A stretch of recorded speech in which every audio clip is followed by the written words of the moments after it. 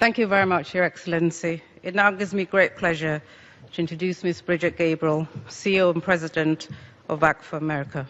Brigitte, I'm absolutely delighted to have you here today. The floor is yours.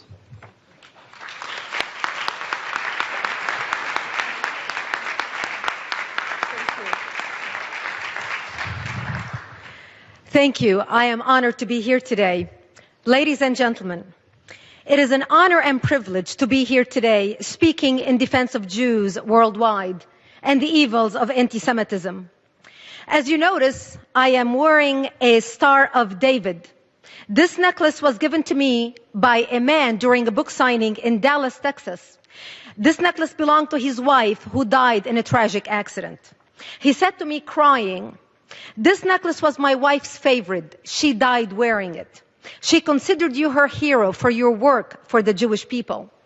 I want you to have it. Promise me you'll wear it." I couldn't find a more befitting time to honor her and her memory than now, wearing this Star of David as a Lebanese, giving a keynote speech at the United Nations in defense of the Jewish people. We are here today to address the rise of global anti-Semitism. 10 years ago, Natan Sharansky explained, classical and anti-Semitism is aimed at the Jewish people or the Jewish religion. New anti-Semitism is aimed at the Jewish state. Mr. Sharansky devised what he called the 3D test. The 3Ds are demonization, double standards, and delegitimization. Demonization is making bizarre, ugly claims that have no basis in reality. Comparisons between Israel and the Nazis, or assertions that Israel has been committing genocide against the Palestinians are examples of demonization. Such claims are nonsense. If Israel has been committing genocide against the Palestinians, then why has the population of Palestinians increased more than 600% since 1948? Israel must be the most incompetent mass murderer in the history of the world. When Israel is held to a standard that no other country in the world would be expected to meet, that double standard is itself anti-Semitism. For instance, Israel is a vibrant democracy where human rights are protected and respected. And yet the United Nations so-called Human Rights Commission spends most of its time and effort investigating and condemning Israel while they gloss over or ignore the massive and continuing human rights violations that occur in Iran, Cuba, China, and many other brutal, repressive atrocities. Delegitimization of Israel is to assert that of all the people in the world, only the Jewish people do not have a right to a statehood. In fact, Israel's historical, legal, and moral right to exist as a Jewish state is a codified principle of international law. This codification is explicitly based on the long, continuous, and well-documented connection of the Jewish people to the land of Israel. To deny the connection of the Jewish people to the land of Israel is anti-Semitism in its purest form. But why should anti-Semitism matter to the rest of the world? Why should the world care? It should, not merely because it's morally repugnant, which it most definitely is. The world should care about anti-Semitism because of fundamental self-preservation.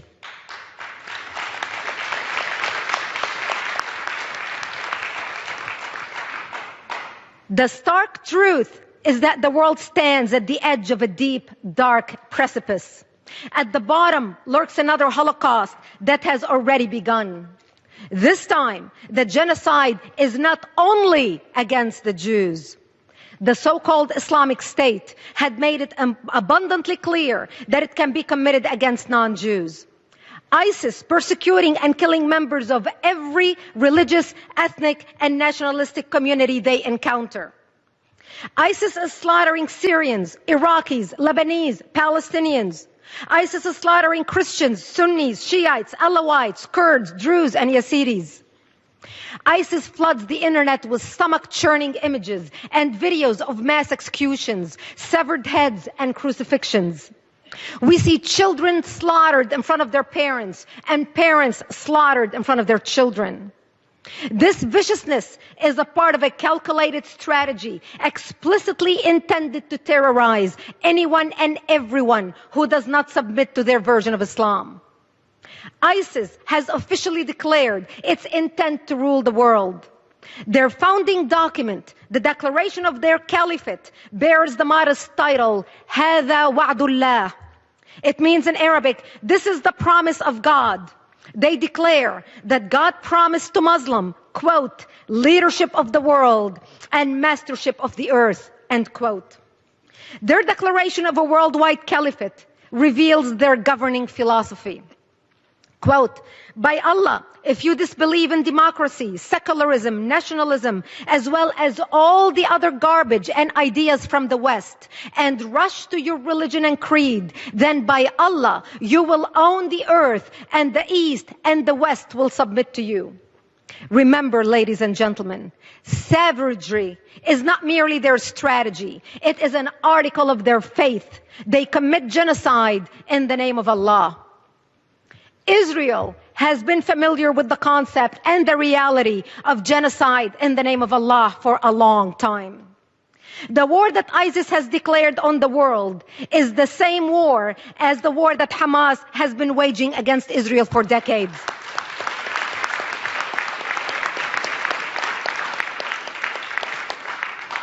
The only difference, again, is focus. ISIS seeks a worldwide caliphate. Hamas is focused on the destruction of Israel. However, their motivation, methods, and morals are the same. In terms of brutal methods and lack of morals, ISIS has recently shot, hacked, and killed its way to the top of the world's terrorist organizations. Meanwhile, Hamas has been committing mind-numbing mass atrocities for decades. They used to wrap their children in dynamite and nails and send them to blow up Israeli buses and restaurants. They rejoiced at the death of Israeli children and glorified the death of their own. Today, they use them as a human shields.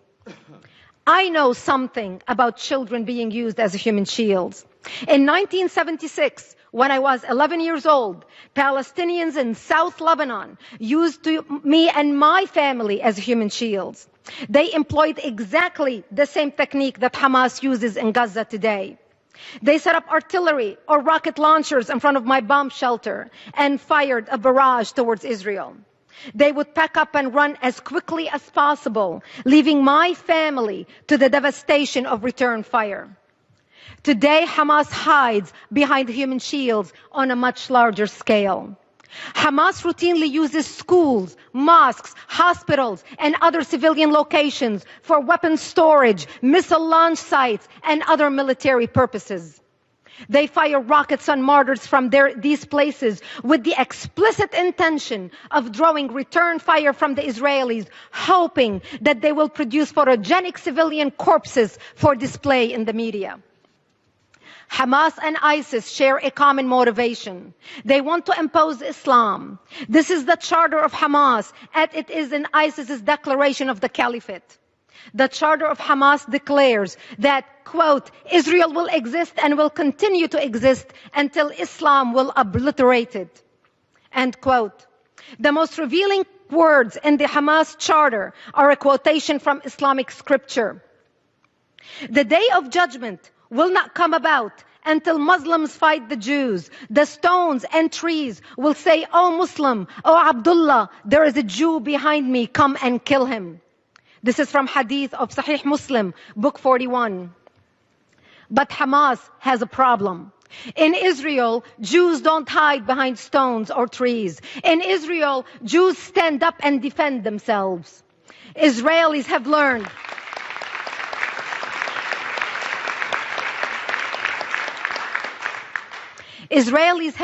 from history that if someone repeatedly says they're going to kill you, they mean it. A lesson the world is only now learning.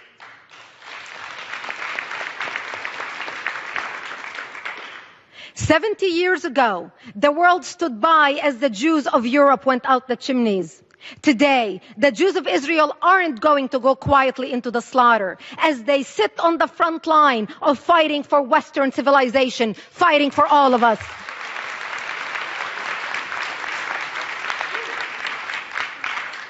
Those who seek to exterminate the Jews are not going to stop with the Jews. That should have been the lesson of the Holocaust. That must be the lesson of the rise of ISIS.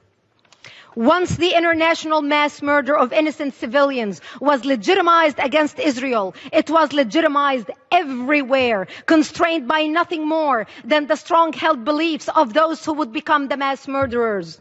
Because the Palestinians were encouraged by most of the world to believe that the murder of innocent Israeli civilians is a legitimate tactic to advance their Palestinian cause, the Islamists believe that they may commit mass murder anywhere in the world to advance their holy cause.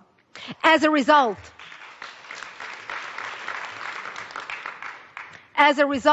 we suffer from a plague of terrorism, Islamic terrorism, from Moscow to Madrid, from Bali to Beslan, from Nairobi to New York, authored and perfected by the Palestinians. Israel and the United States are not separate targets of Islamic terrorism. The whole world is their target, and the world better learn this lesson and learn it fast.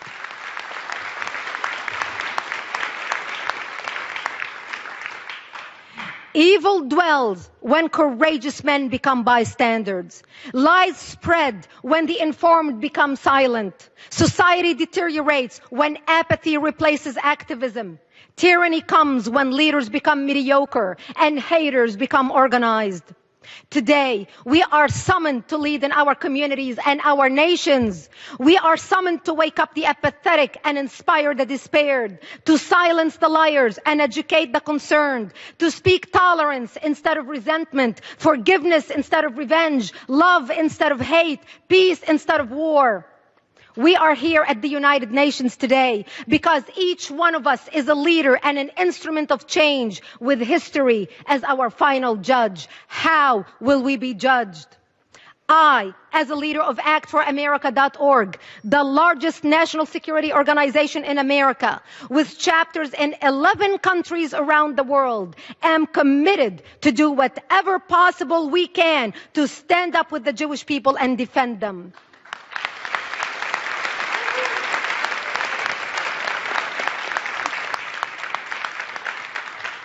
The civilized world must band together in solidarity to ensure that people of all faiths can live in peace and harmony, and that Jews are never persecuted and victimized by barbaric, murderous ideologies ever again. That Jews can walk in any street in the world with their head held high and safe. That Israel, the Jewish state, the only democracy in the Middle East, continues to shine as a beacon of light in the darkest regions of the world. Thank you for having me here today. It's been an honor. Thank you. Thank you. Thank you. Thank you. Thank you. Thank you. Thank you.